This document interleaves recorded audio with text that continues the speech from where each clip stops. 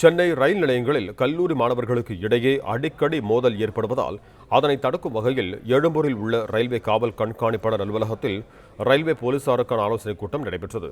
இது தொடர்பான கூடுதல் விவரங்களோடு இணைகிறார் எமது செய்தியாளர் வினோத்குமார். வணக்கம் வினோத், உங்களிடம் இருக்கும் தகவல்களை சொல்லுங்கள்.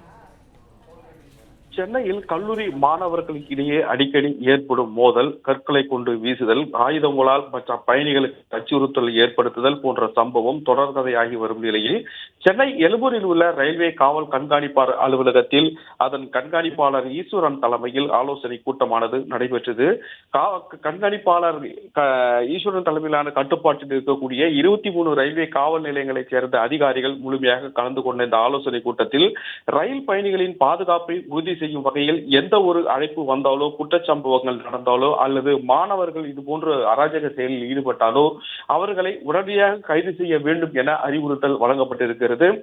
கல்லூரி மாணவர்களின் அராஜக செயலை கண்டிப்பது மட்டுமல்லாமல் தொடர்ந்து இது போன்ற வகையில் நடந்து கொள்ளும் மாணவர்களை ஒடுக்கும் வகையிலும் இந்த ஆலோசனை கூட்டத்தில் விவாதிக்கப்பட்டதாக ரயில்வே காவல் கண்காணிப்பாளர் ஈஸ்வரன் தகவல் தெரிவித்திருந்த நிலையில், மேலும் இதுபோன்ற குற்றச்சம்பவங்களோ அல்லது பயணிகளுக்கு எந்தவித அச்சுறுத்தலும் நடைபெறாமல் இருப்பதற்கு தேவையான நடவடிக்கைகளை விரைந்து செயல்படுத்த வேண்டும் என அவர் அறிவுறுத்தியிருக்கக்கூடிய நிலையில், சென்னை மட்டுமல்லாமல் பல்வேறு இடங்களில் இருக்கக்கூடிய கல்லூரி மாணவர்கள் ரயிலில் பயணிக்கும் போது ஏற்படக்கூடிய இந்த மோதல்களை தடுப்பதற்கு தேவையான நடவடிக்கைகளை எடுக்க கடுமையான சட்ட பிரிவுகளின் கீழ் கைது செய்யப்பட வேண்டும் என்ற அறிவுறுத்தலும் வழங்கப்பட்டிருக்கிறது.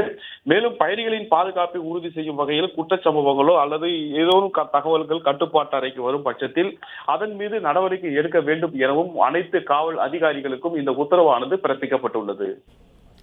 நன்றி வினோத்குமார், உங்கள் தகவல்களுக்கு.